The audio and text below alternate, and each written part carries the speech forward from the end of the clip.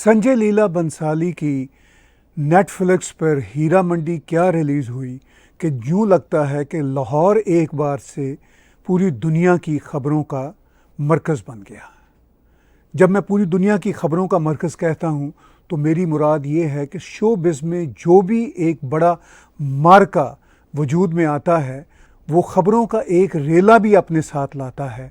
और लाहौर की ना सिर्फ तकदीर खुली कि लाहौर के बारे में पूरी दुनिया ने कुछ जानने की कोशिश की, और उस हीरा मंडी की वजह से दुनिया अब लाहौर को गूगल कर रही है, जो अब वहाँ पर रही भी नहीं। हीरा मंडी का शुरू में जब कभी आगाज़ हुआ था तो शाही महल्ला के नाम से मुग़लों के ज़माने में उसका आगाज़ 17वीं सदी में हुआ था, और उसमें एक बहुत बड़ा वो बाज़ार था। वही बाज़ार बाद में हीरा मंडी के नाम से जाना गया, और लोग ये समझते हैं कि इसको हीरा मंडी इसलिए कहा गया कि शायद उसमें तोइफ़ों जैसे हीरे बैठते थे, खूबसूरत औरतों के हीरे बैठते थे। दर हकीकत हीरा मंडी का नाम राजा रंजीत सिंह के एक बहुत ही करीबी साथी हीरा सिंह की वजह से था, और हीरा सिंह ने बुनियादी तौर पर टकसाली गेट के अंदर आड़तियों का बाज़ार सजाया था, जिसमें गंदम बिकती थी, जिसमें अजनास बिकती थी और कमोडिटीज़ इस तरह की थी। लेकिन वो हीरा मंडी कॉनोटेशन में बाज़ार हुसन के नाम से जानी गई। बाज़ार हुसन के नाम से जिसका नाम पड़ा वो इंडिया की पार्टीशन के बाद पाकिस्तान बन जाने के बाद पड़ा। अब लाहौर एक ऐसा अजीम शहर है जो कभी मुग़लों के पास था, उससे पहले लॉर्ड राम ने अपने बेटे के लिए बनाया था, और फिर मुग़लों ने उस पर राज किया। फिर राजा रंजीत सिंह ने मुग़लों से पहले उस पर राज किया। राजा रंजीत सिंह अजीम भारत के सपूत थे, और फिर मुग़लों के राज के बाद लाहौर पाकिस्तान का हिस्सा बन गया।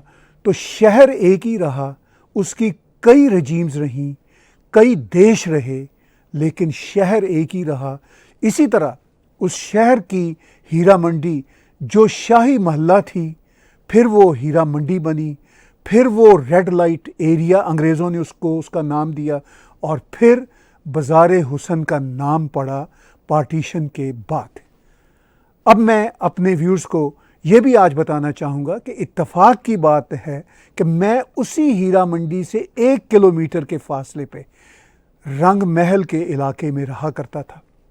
ये लेट 70s अर्ली 80s का ज़माना है, और रंग महल से वॉक करके हम डॉक्टर अनवर सज्जाद, जो पाकिस्तान के एक बहुत ही बढ़िया फिक्शन राइटर थे, ड्रामा राइटर थे, थिएटर एक्टर थे, उनके घर और उनके क्लिनिक जाया करते थे, जो इसी हीरा मंडी के इलाके में था। और इसी हीरा मंडी, जिसको तब बाज़ार हुसन भी कहा जाता था, शाही महल्ला भी कहा जाता था, टकसाली बाज़ार भी कहा जाता था, टकसाली गेट भी कहा जाता था, इसके कई नाम थे। और इसी टकसाली गेट में बहुत बढ़िया खानों के रेस्टोरेंट्स थे, जिसमें सबसे बड़ा मशहूर मारूफ फज्जा सिरी पाए वाला था। मैं ये वाक़या अपने दोस्तों को कई बार सुना चुका हूँ, आज फिर सुनाता हूँ कि फज्जा सिरी पाए की दुकान पे रात के 11-12 बजे के करीब मैं कुछ बहुत ही नामी गिरामी अदीबों शायरों को लेकर वहाँ पहुँचा खाना खाने के लिए, जिनमें जनाब अहमद नदीम कासमी साहब, अहमद राही साहब थे। और जब हम वहाँ पे गए, कुछ मेरे साथी थे, कुछ दोस्त थे, जब हम वहाँ पे गए तो अब्बास ताबी साहब का मुझे नाम याद आ रहा है, वो भी हमारे साथ थे उस वक्त। जब हम खाना खाने के लिए गए तो फज्जा सिरी पाए के मालिक ने, उस दुकान के मालिक ने, जो उनका बेटा था, जो ओरिजिनल जो उसका मालिक था, तो उसका नाम भी फजल दीन से वो फज्जा सिरी पाए वाला उनका नाम पड़ा। तो उन्होंने जब नदीम कासमी साहब को देखा, अहमद राही को देखा, तो कहने लगे कि भाई ये तो बड़े बड़े शायर अदीब आज मेरी दुकान पे आए हैं। तो मैं चूँकि मेज़बान था, उनको लेकर गया, तो मैंने चाहा कि फज्जा सिरी पाए वाले को उन सब के खाने का बिल पेश करूं। मैंने कहा फज्जा साहब कितने पैसे होए ने? मैंने दसो, मैं बिल तुहानू पेश करना चाहना। तो फज्जा सिरी पाई ने कहा कि बाऊ जी रहन दियो, अज बिल ना दिओ, ਇਹ ਜਿਹੜੇ ਨੇ बड़े महान लोग ने ਜਿਹੜੇ मेरे को आए ने। मैं क्या नहीं सर, इंज नहीं हो सकता, तुसी ए पैसे लवो। तो फज्जा सिरी पाए वाले ने कहा कि बाबूजी अगर आप ना आते और खाना ना खाते तो अभी मैं थोड़ी देर बाद दुकान बंद करने का इरादा कर रहा था, तो मैंने यही सिरी पाए कुत्तों को डालने थे, तो अगर आपने खा लिए तो क्या फ़र्क पड़ा।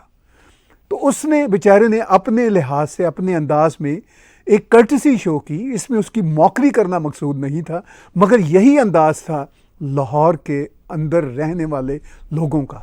जब मैं लाहौर के अंदर के रहने वाले लोगों की बात करता हूँ तो मेरी मुराद है अंदरून लाहौर, जिसके 10-11 दरवाजे हैं। ये एक वॉल्ड सिटी है, और इसी वॉल्ड सिटी के हवाले से bbcurdu.com पे भी और पाकिस्तान के व्लॉगर्स भी ये कह रहे हैं कि हीरा मंडी, ये जो वेब सीरीज़ बनाई है नेटफ्लिक्स पे रिलीज़ करने के लिए संजय लीला बंसाली जी ने, इसका आज के हीरा मंडी से कोई तल्लक नहीं, बल्कि 1947 की तकसीम के हीरा मंडी से भी कोई तल्लक नहीं था। वो बिल्कुल मुख्तलिफ मंजरनामा था। ये बात दुरुस्त है। आज तो सूरत हाल ये है कि वहाँ तो हीरा मंडी भी नहीं रही।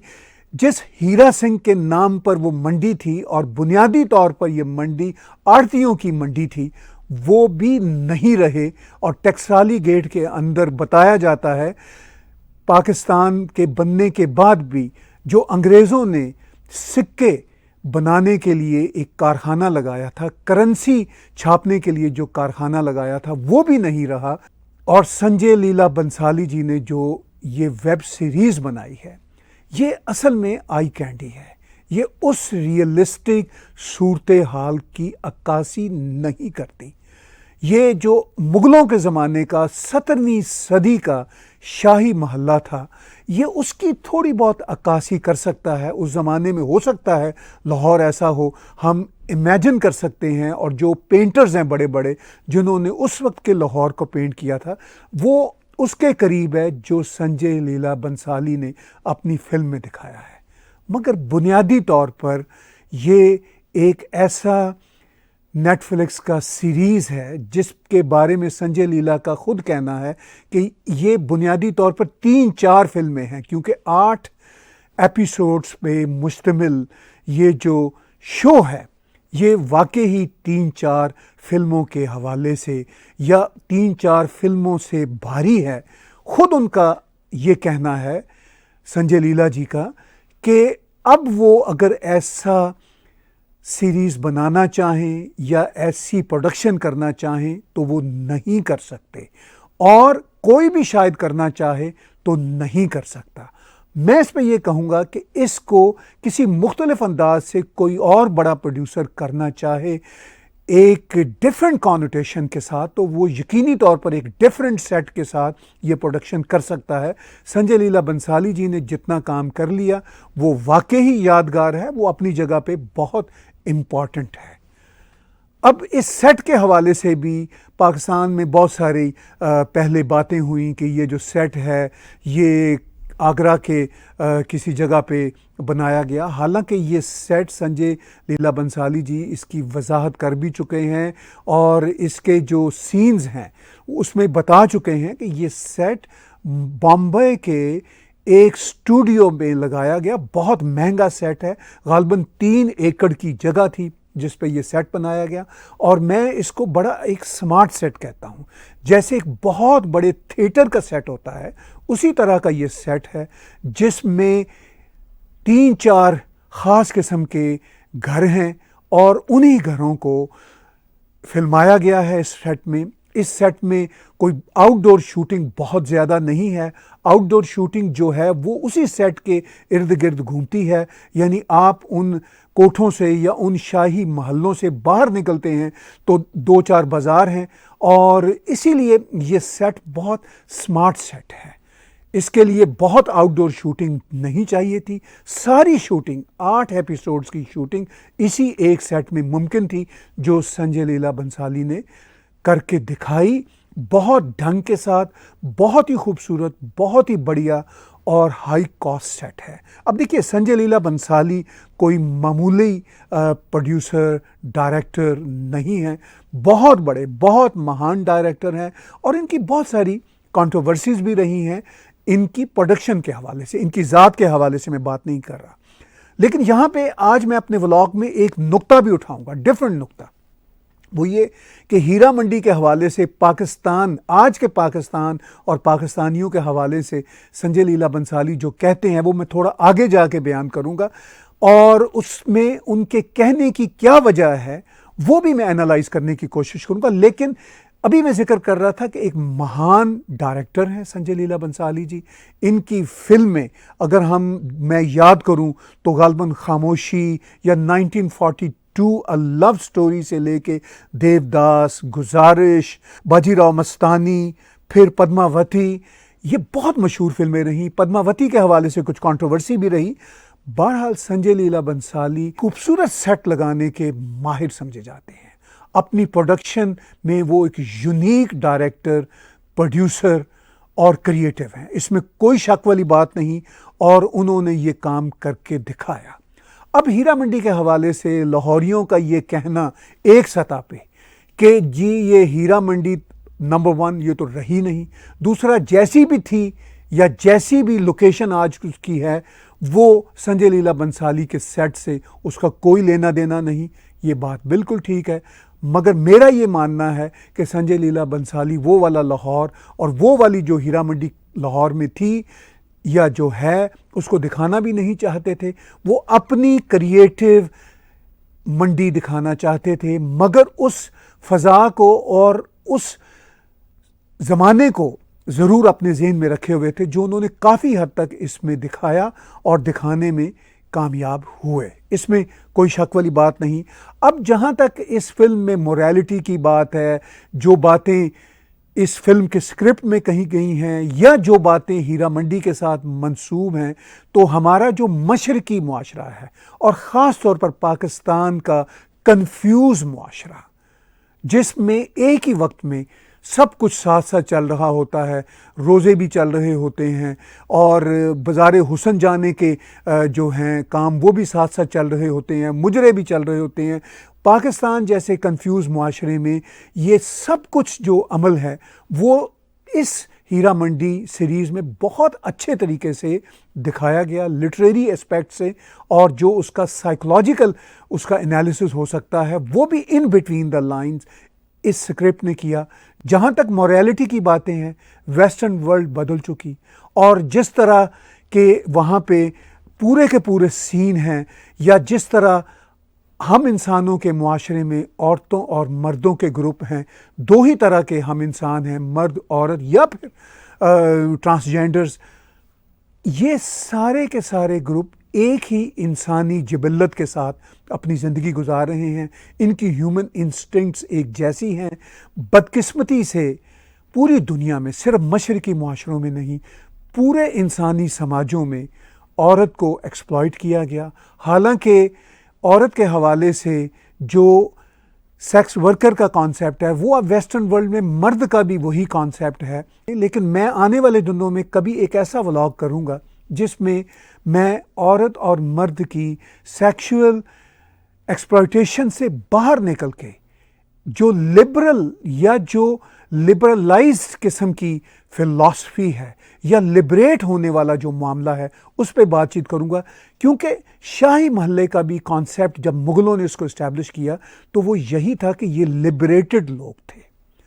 आप आज भी देख लीजिए, ये सिर्फ ईस्टर्न माशरों की बात नहीं, वेस्टर्न माशरों की भी बात है। आप बॉलीवुड को उठा के देख लीजिए, आप बॉलीवुड के बड़े बड़े सिंगर्स, बड़े बड़े एक्टर्स, एक्ट्रेसेस को उठा के देख लीजिए, जितने वो लिबरेटेड होते हैं उतने ही ज़्यादा क्रिएटिव होते हैं। मगर बदकिस्मती से हमारे मशरकी माशरों में लिबरेशन की जो बात है या लिबरेटेड होने की जो बात है वो सेक्सुअल वल्गैरिटी के साथ जुड़ी हुई है।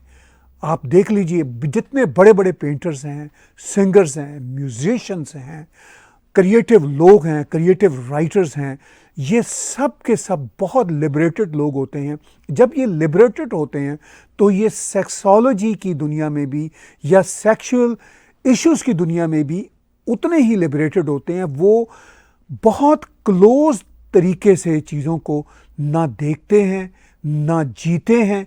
मगर पुराने ज़माने में इन लोगों को तवाइफ या इन लोगों को पिम्स कह दिया जाता था।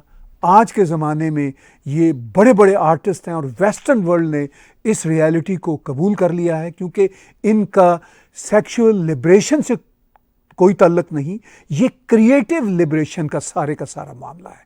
अब क्रिएटिव लिबरेशन की वजह से रिलीजियोसिटी जो है उसको बहुत ही जो क्रिएटिव लिबरेटेड लोग होते हैं वो नहीं मानते, और ये सारे का सारा जो सेक्स का पूरा जो गोरख धंधा है ये रिलीजियोसिटी के साथ बहुत जुड़ा हुआ है।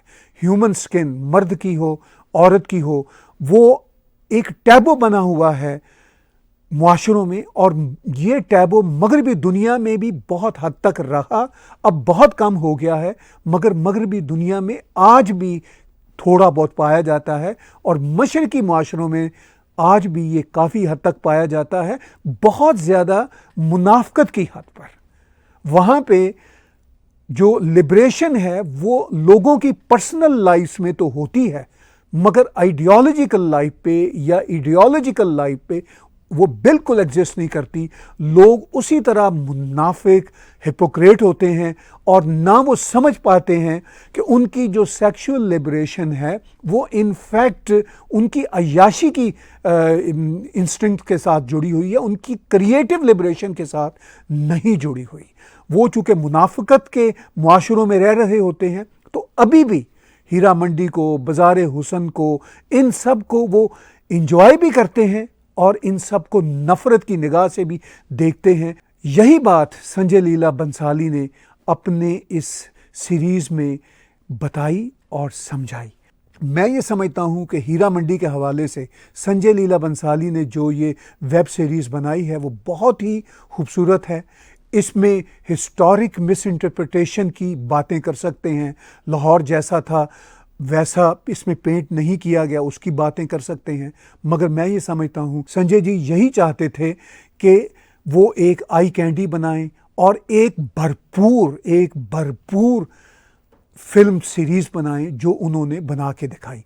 अब मैंने पीछे बात की थी कि लाहौर के हवाले से, पाकिस्तानियों के हवाले से उन्होंने एक इंटरेस्टिंग बात की जो थोड़ी बहुत कंट्रोवर्शियल भी है।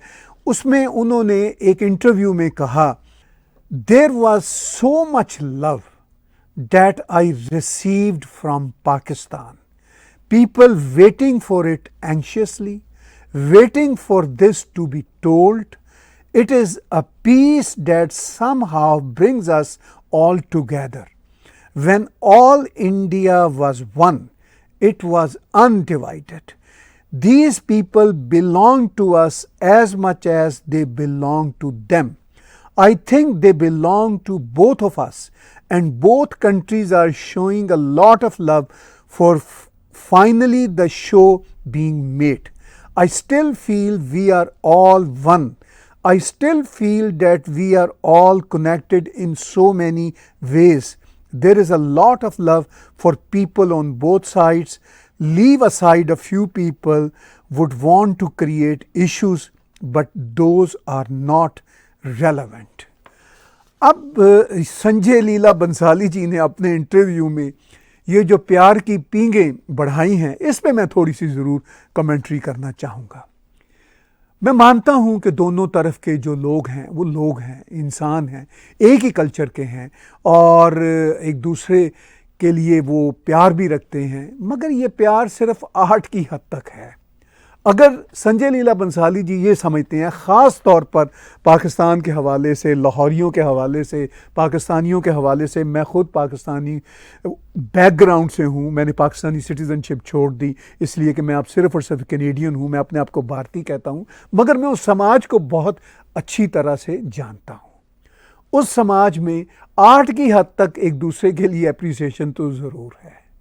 भारत में तो अप्रिसिएशन हर हवाले से पाई जाती है, मगर मैं उस समाज की बात कर रहा हूँ कि वहाँ पे आर्ट की हद तक तो एप्रिसिएशन ज़रूर है। मगर इसके अलावा भारत को, खासतौर पर भारत के हिंदुओं को काफिर समझने का आज भी जो रुझान है वो 19-20 के फ़र्क के साथ वैसे का वैसा है। अगर संजय लीला बंसाली जी और उन जैसे आर्टिस्ट ये बात नहीं समझ सकते, क्योंकि वो आर्टिस्ट हैं, करोड़ों बल्कि अरबों रुपए अपनी फिल्मों पे वो लगाते हैं, उनकी बड़ी ख्वाहिश होती है कि पाकिस्तान में भी उनको बहुत सराहा जाए, उनकी फिल्में देखी जाएं, उनको व्यूज़ मिलें, तो जाहिर है वो ये बातें करते हैं। नंबर 2, आर्टिस्ट की ये भी ख्वाहिश होती है, सिर्फ पैसे की बात नहीं, कि उसने जो अपना काम क्रिएट किया है उसको दुनिया अप्रिशिएट करे। तो अगर वो अच्छी बातें करेगा तो उसको अप्रिशिएट करेंगे। अब पाकिस्तानी ये तो कहेंगे कि संजय लीला बंसाली जी जो हैं वो बहुत ही उम्दा इंसान भी हैं, डायरेक्टर भी हैं, और अलबत्ता मोदी जी और उनके जो वोट देने वाले करोड़ों जो लोग हैं वो हिंदुत्वा वाले हैं, वो हिंदू हैं, काफिर हैं, तो वो करोड़ों लोगों को रिजेक्ट कर देंगे। मगर संजय लीला बंसाली और उन जैसे आर्टिस्टों को जो मोहब्बत की बात करते हैं एप्रिसिएशन लेने के लिए, उनके लिए वो अच्छी बातें कर देंगे, तो संजय लीला बंसाली जी और उन जैसे ये भूल जाएंगे कि असल रियलिटी ये नहीं है। ठीक है, वो अपने आर्ट की बात करें, अपने आर्ट को अप्रिशिएट करवाएं, मगर इन बारीकियों को वो इतनी आसानी से बयान न किया करें। ये मेरा उनसे मशवरा है। जैसे अगर मुझे कोई कहे कि हीरा मंडी का सेट, इतना खूबसूरत सेट मैं बना के दिखा दूं, तो मैं नहीं बना सकता, क्योंकि मैं सेट की बारीकियों को नहीं जानता, मैं सिर्फ अप्रिशिएट कर सकता हूं। तो इसी तरह पॉलिटिक्स की जो बारीकियां हैं, जो सिविलाइजेशन की बारीकियां हैं, जो आइडेंटिटी क्राइसिस के इश्यूज हैं ख़ासतौर पर पाकिस्तान में, वो संजय लीला बंसाली और उन जैसे जो बॉलीवुड के महान लोग हैं वो नहीं समझ सकते।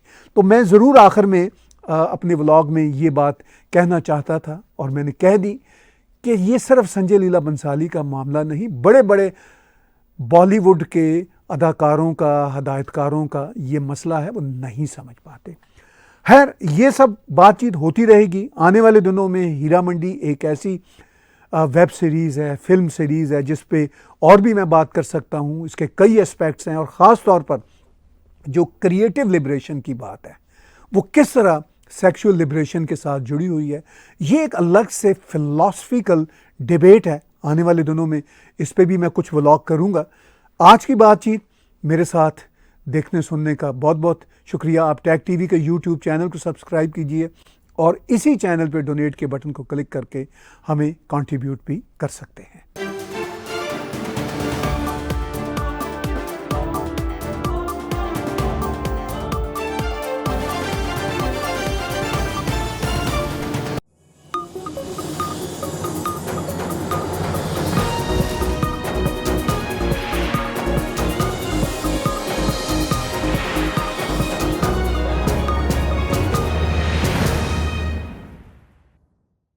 Subscribe Tag TV YouTube channel and press the notification button.